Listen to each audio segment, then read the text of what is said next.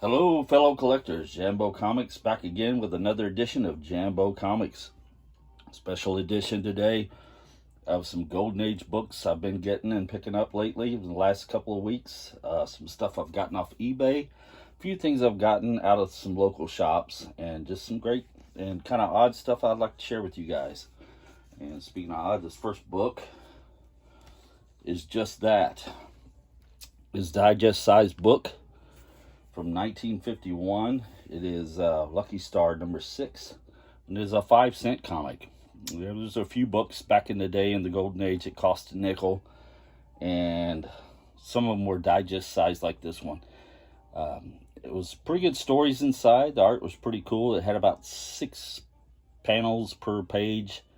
And yeah, it kind of looked like a regular book, or especially a modern book with the less panels and stuff. But it was in fair shape. It had one cover, or one staple was detached. The other staple was holding good. The insides were pretty nice. Like I said, other than that, it was pretty decent shape. And from 1951. And I think I gave like $5 for that. So it was a nickel back in the day and $5 today in 2021. And just love that Golden Age Western stuff. Got this on the cheap also. It is Weird Science Fantasy number 28. Has a beautiful Al Feldstein cover. Kind of like that futuristic setting there on that cover. It was not in great shape, like I said. The tape, there had some tape on the spine there, and had a chip out up here. A little bit of staining at the top there, but you know, the staples were attached. And I guess somebody just reinforced the spine with the tape there, because the staples were attached, and the insides were in pretty good shape. Had great stories and art inside. It had some Wally Wood art inside, Al Williamson art, and some Jack Kamen and Joe Orlando also. And Marie Severin did most of the coloring, I think, on this book. And it was just a great old EC book to get at the price. I think I gave $7 for that. So, I mean, if nothing else, some fantastic reading, and enjoy the art for $7. So you can find this stuff out there cheap. If you don't mind lower grade copies, I mean, you can get a pretty good deal on them. And this is like a promotional book. It was like a free giveaway back in the day. It's from November 30th, 1948, it says on the cover. Volume 4, number 7, Treasure Chest. And guy, man, he's getting ready to get ran over by that moose there. I guess he shot it and made it angry there with that arrow, and I think it's about to get him. But yeah, just a pretty cool cover, and pretty fun stuff. I think the artist on the cover was let me see, I think it was Lloyd Ostendorf. I hope I'm not butchering that too bad. And like I said, just got that because I got it at a cheap price. I think it was about $8, $7 or $8, and not in terrible shape, but pretty fun to read nonetheless. This next one was a promotional comic also, and it was in fantastic shape. And I really liked the cover. I mean, the colors just popped on it, and the horse on the cover here is beautiful. The way the muscles and everything on the horse were done, its legs there running. Had some Bob Powell art on the cover. That's probably why I liked it and why my attention was drawn to it. And I think that's Paul Revere riding the horse there, symbolized there on the front. And it was like a promotional comic made by the military, I think by the Marines, I believe. And it was done in, let's see, that was done in 1948 also, and published by Street and Smith. And it was in really nice shape. I think, you know, it had one little bitty tick right there. And other than that, man, the pages inside were really nice. The corners were tight. That spine looked great. One little place there and there, but I mean, great shape. I gave, I think, $25 for that. I just thought that was in really nice shape for that age and stuff, and I liked that cover. So we got that, and I got a Smash Comics number 74 with Midnight on the cover there, and that one's in really rough shape too. It's got a couple of chips out. and completely loose at the top staple there. And yeah, it's a little dirty and a couple of stains on it, but just a nice Jack Cole cover. And he did some of the art on the inside. He did the Midnight story. Jack Cole created Midnight back in the day. He was created because the publishers of Quality thought that, well, at the time, Will Eisner was doing The Spirit, and it was really popular for Quality. It was a good seller for them. So they were afraid that Will Eisner was going to get drafted into the military and something might happen to him. So they'd lose their, they didn't think they'd be able to get anybody to do The Spirit the same as Will Eisner. So they thought they'd lose one of their coolest properties. So they thought they'd come up with a backup plan, and they had Jack Cole create Midnight there, which is kind of very similar to The Spirit there. So that's where he came from. His first appearance was in number 18, I think, of Smash Comics. And yeah, just washing the bad guys out there, the little doozy washer. It's kind of funny. I kind of like that cover, even though it was beat to pieces. I mean, there's still some good reading inside, and good stories and stuff. Those Smash Comics are pretty cool. And yeah, I think I gave like $10 for that, but it was in terrible shape, you know. So anyway, still good to have. And the next one had a beautiful painted cover. I thought it was really cool. Had a giant cat trying to get to these miniature people inside this cage here. This is from Ziff Davis Publishing. It was Amazing Adventures number 3. And had a really cool cover, like I said. It was a painted cover by Norman Saunders. And it's from 1950. And it was in pretty good shape. It was split. Most of the cover was split. But I mean, yeah, other than that, the insides were nice. And the back cover was nice. And yeah, that's not that bad. The front cover's pretty decent. Got a couple of little chips out there. And I think I gave like $20 for that. So yeah, I was happy with that. Really cool. Those Ziff Davis books, they had a lot of painted covers in their stuff. Some of them are really cool. The next one is a Fox publication. It's Frank Buck. And it is number 3 from 1950. And I just like the jungle kind of theme on the cover there. Frank Buck shooting that snake in the face there, point blank. He was like a game hunter or something from back in the day. And yeah, there was like, I think there was only about 4 issues to this series from Fox. And yeah, even though the front there was like painted and stuff, and it's in pretty decent shape, I guess. I mean, there was some pretty good stories inside. And we got some of our favorite here. Good old Jumbo Comics. This is number 136 to add to our collection.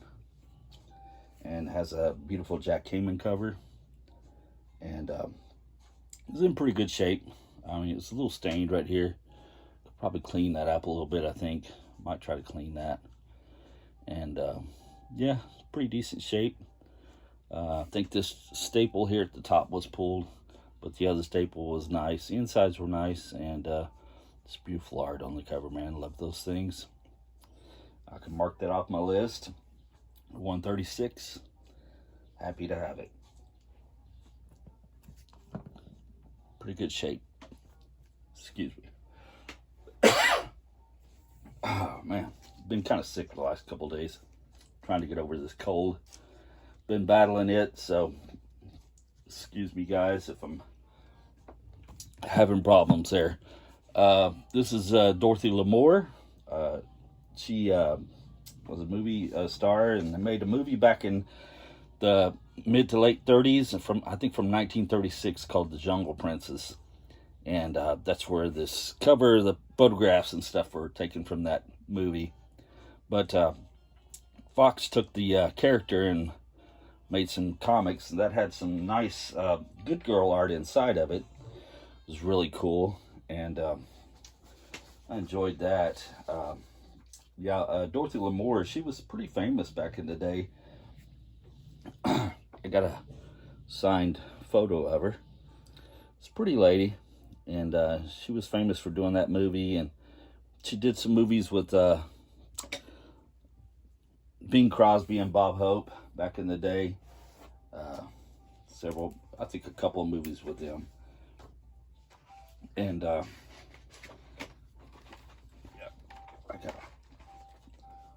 there's another photo from that movie, The Jungle Princess, that she did. And I think it was released in 1936. Here's another picture. Just cool old stuff. I kind of like things like that, especially if it's got a jungle girl in it. You know, I'm all about it. So I just grabbed that. I got it pretty cheap. I think I gave like $20 for that also. And it wasn't in bad shape. I mean, it had some wear on the spine there. Chip out here. Somebody wrote M&M on there. I don't know if that was their favorite food they like to eat or somebody's initials. But yeah, they decided to write it on there. Excuse me. But very cool. Like that stuff, and just glad to have that and add that to my Jungle Girl collection there. So, the next book, I've been kind of looking for one of these for a while, and I just got this one because it had a really nice cover. I like the way it was done. I've been looking for some Green Hornet stuff. It's from Harvey Publications. It's number 32. And it's from 1947. Had an Al Avison cover, and I just really liked it. It's you know, it was a big golden age book. It was attached at both staples. Excuse me, guys. Had a chip out down here and some wear up here at this corner, but the insides were great, man. They were really white. Pages to off-white, and yeah, just really liked that cover. I thought it was very cool. If it had Kato on it, that would have been awesome, but a really nice Green Hornet cover. And I liked that it was green, and they had the circle here with the picture inside of it. Thought that was very cool. Glad to have that. And let's see, that was from 1947. I think I gave like this one also had some Bob Powell art on the inside of it. I think I gave like $40 for that. So I think I got a pretty good deal. I mean, there's a little bit of rust around the staples there, but and that chip down there on the bottom right. But other than that, I mean, nice book and presents really well. Happy with that. Harvey Comics Green Hornet number 32. I'm gonna try to get a few more of these. I kind of like them. And I think they call that a super gold, the bigger golden age size. Super gold. This one here's kind of the same size as Doll Man number 12. Spring issue, it says. And it is from 1947 also. And Al Bryant cover on it. And it had some great Bill Ward Torchy stuff on the inside of it. And I also had a Gil Fox story of Poison Ivy. Not the Poison Ivy from Batman, but a different Poison Ivy. And yeah, it had some chewing on the spine. Looked like a bug had chewed the spine there a little bit. Both the staples were attached. And, excuse me, a little chewing out here on the outside edge. And the cover was it was a little dirty. So I might try to clean that up a little bit more. And see if I can make it present a little bit better. But all in all, not that bad. You know, mostly got it for the Torchy stuff inside anyways. But still, pretty cool. Doll Man number 12, 1947. And you guys know that I got this a couple weeks ago. Torchy number 3. And glad to have that one. Beautiful Gil Fox cover. So, you know, I kind of been keeping my eye out, excuse me, and lucked into this one. This is Torchy Number Two, and it is a beautiful Gill Fox cover also. And it had a part of the back cover was missing, and I don't know if the guy had it kind of listed funny or something. There wasn't that many people looking at it or bidding on it, so I was glad to sneak in there and snatch it up. I got it for like $40, which is good for me in a Torchy book like this. Even with that part of the cover being gone on the back, the front cover was all there, and it looks pretty decent. A couple little stains here and there, but no pieces out or anything like that. Both the staples were attached. The insides were nice, and I just thought it was really cool. Beautiful Gill Fox cover, and you can see all the pictures checking out Torchy there. She's checking out this little picture here, and all these guys in these pictures are checking her out. It's just a beautiful book. It's from 1949, and I'm just glad to add that to the collection. Excuse me, guys. So sorry. Yeah, just been sick the last couple days, but just thought I'd share this stuff with you I'd been picking up. Glad to have that one added to my collection, and thought I'd share the stuff with you. And I appreciate you guys coming by and checking it out and checking out the video. Leave me a comment if you would. Hit that like button. Hit that subscribe button if you haven't already, because as you know, the beautiful Raquel Welch says subscribe. Thank you guys. Appreciate your time. Take care of yourselves.